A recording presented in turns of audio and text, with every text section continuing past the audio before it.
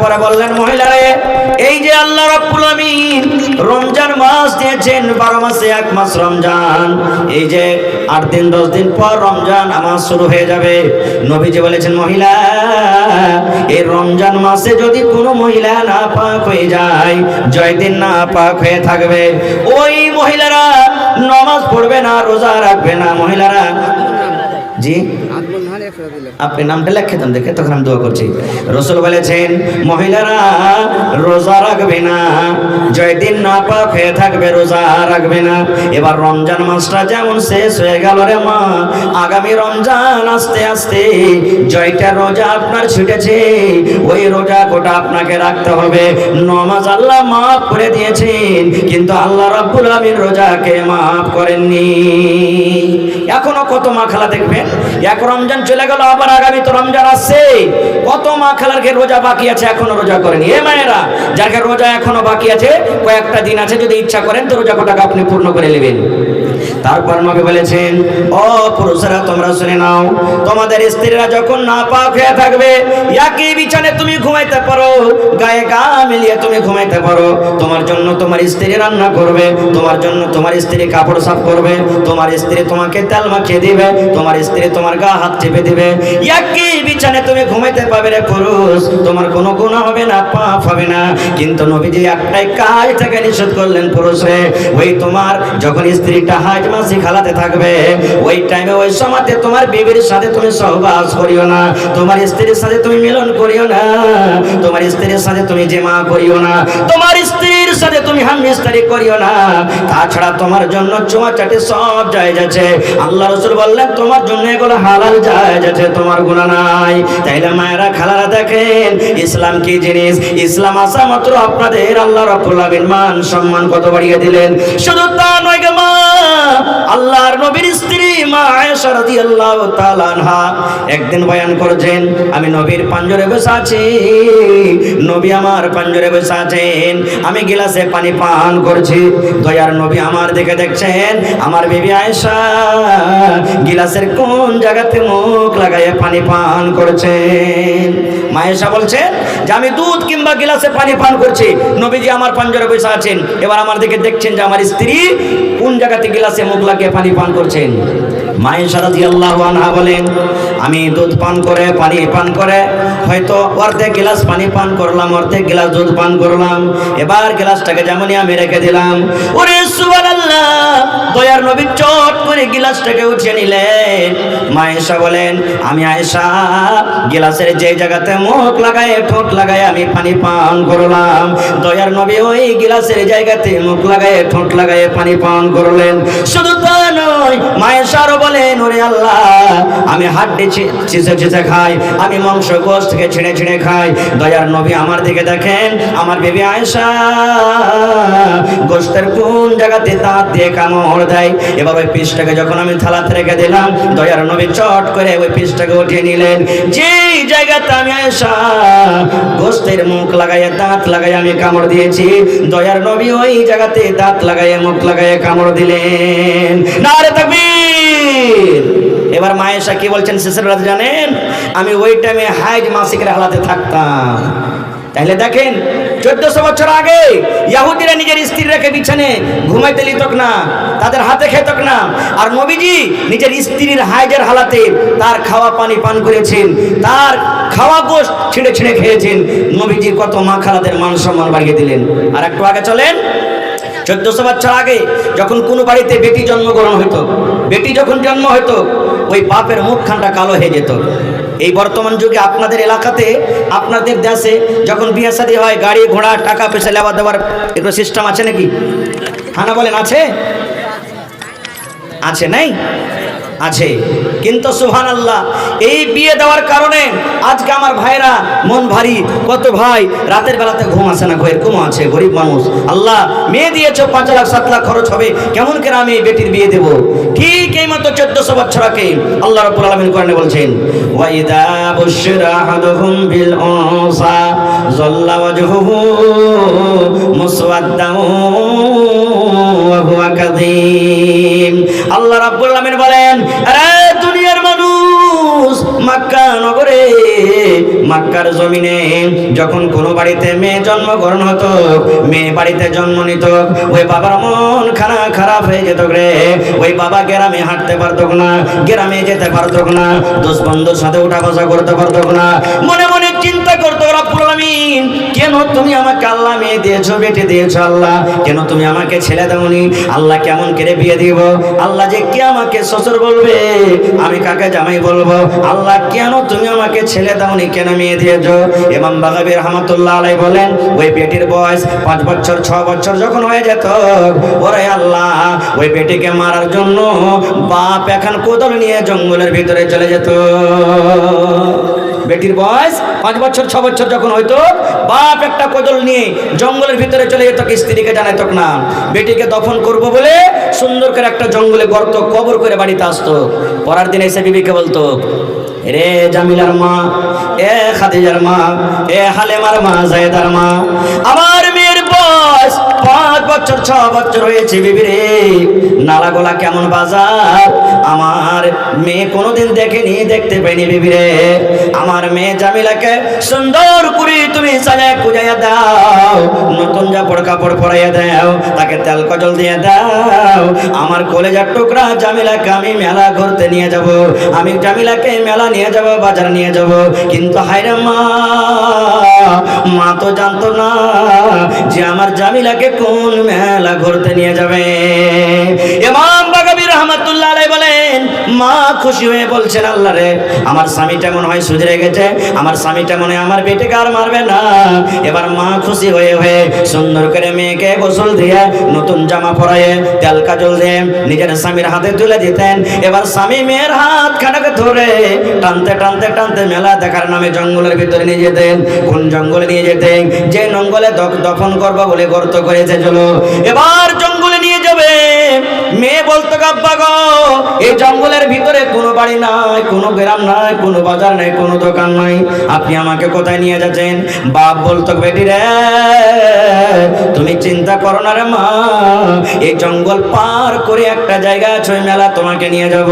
কিন্তু হায়রে মাসুম বাচ্চি, কলেজার টুকরা সন্তান জানতো না আমার আব্বা আমাকে কোন মেলাতে নিয়ে যাবে।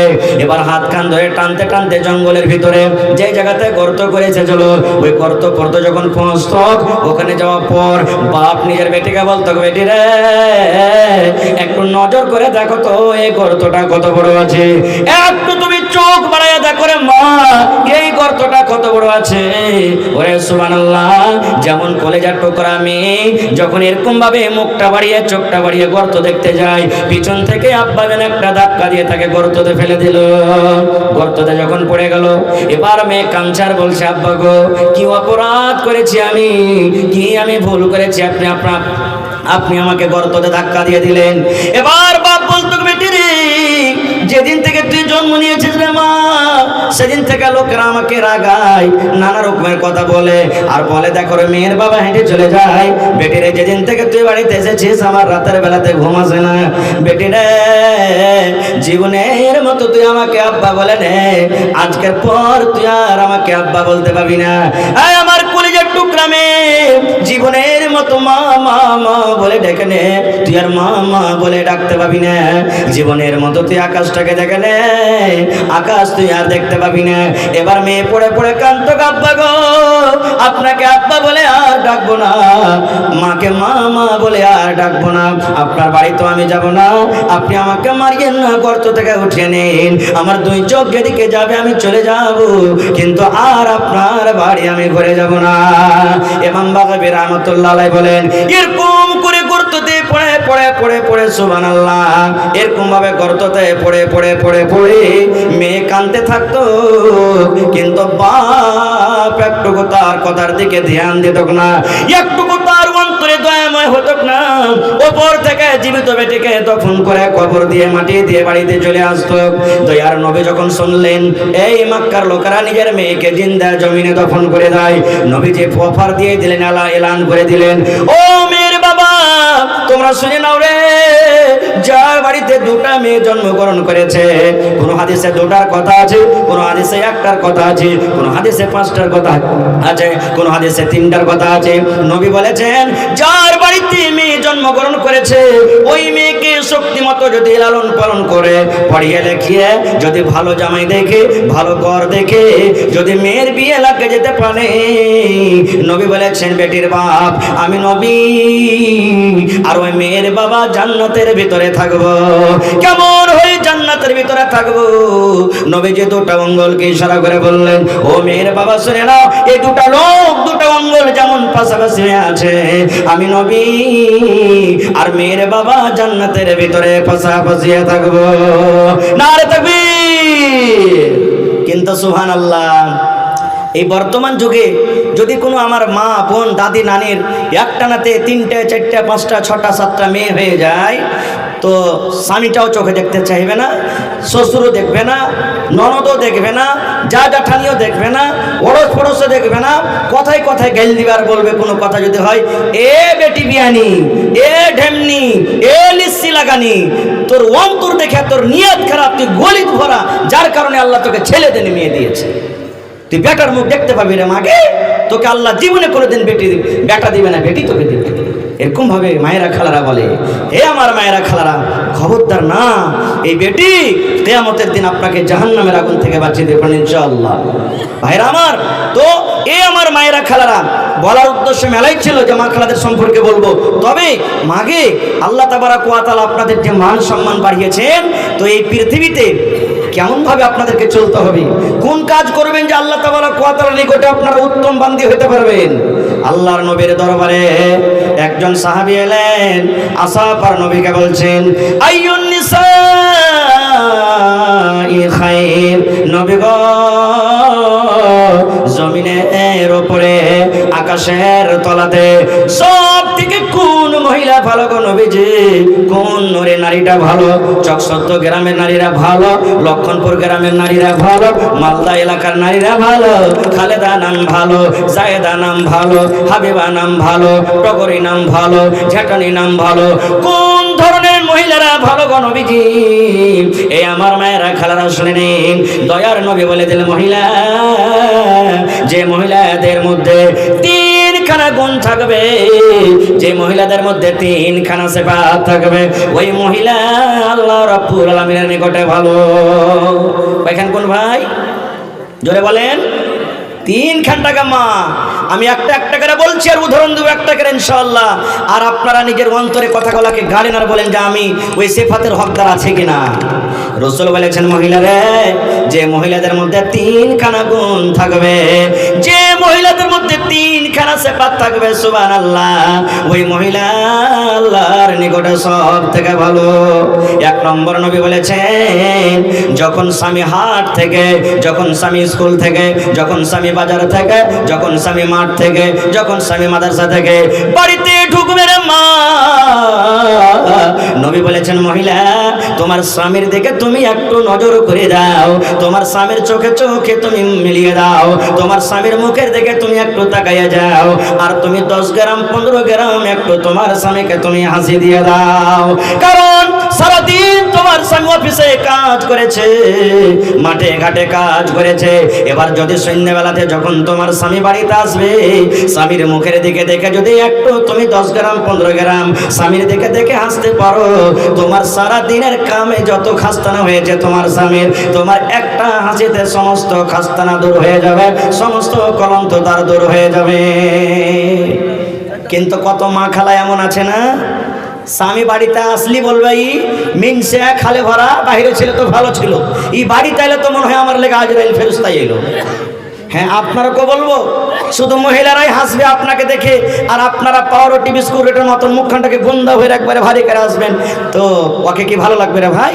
লাগবে? ভালো ভালো লাগবে না। আপনিও যখন বাড়িতে ঢুকবেন, আপনাকে যখন হাসি মুখে কথা বলবে, আপনিও তার দিকে একটু মুচকি মেরে হাসেন, না হলে আপনি রাগ খেয়ে থাকবেন, খান্নে চাহে, আপনার গরু মেরে মেরে অভ্যাস আছে, আর আপনার দিকে যখন হাসবে তখন আপনি সারাদিন কাজ করে আসছি, হ্যাঁ, পাছা দিক দিয়ে তেল বাড়াইছে, আর তার মুখে দেখা লাগে হাসি, দাঁত মেল করে হাসছে, তাকে ভালো লাগবে ভাই? এ মায়েরা খালারা, দিলে যদি আপনার ব্যথা থাকে, দিলে যদি ব্যথা থাকে, তবে স্বামীকে খুশ করতে গেলে আল্লাহ তাবারক ওয়া তাআলার নিকটে ভালো হয়ে যাবেন। একটা উদাহরণ দিই ছোট্ট করে, সহিহ হাদিস। আল্লাহ রাসূল সাল্লাল্লাহু আলাইহি ওয়াসাল্লামের জামানাতে একদিন রাসূল বললেন, এই আমার সাহাবীরা, তোমরাকে লড়াই করতে যেতে হবে, দাওয়াতের তাবলীগের কামে যেতে হবে, কে কে যাবে নাম লেখাও। ও সাহাবী বলছেন, হুজুর আমার নাম লেখেন। ও সাহাবী বলছেন, হুজুর আমার নাম লেখেন। ও সাহাবী বলছেন, হুজুর আমার নাম লেখেন। এই করে করে কিছু সাহাবা কেরাম নাম লিখে দিলেন। এবার রাসূল কি বলছেন জানেন?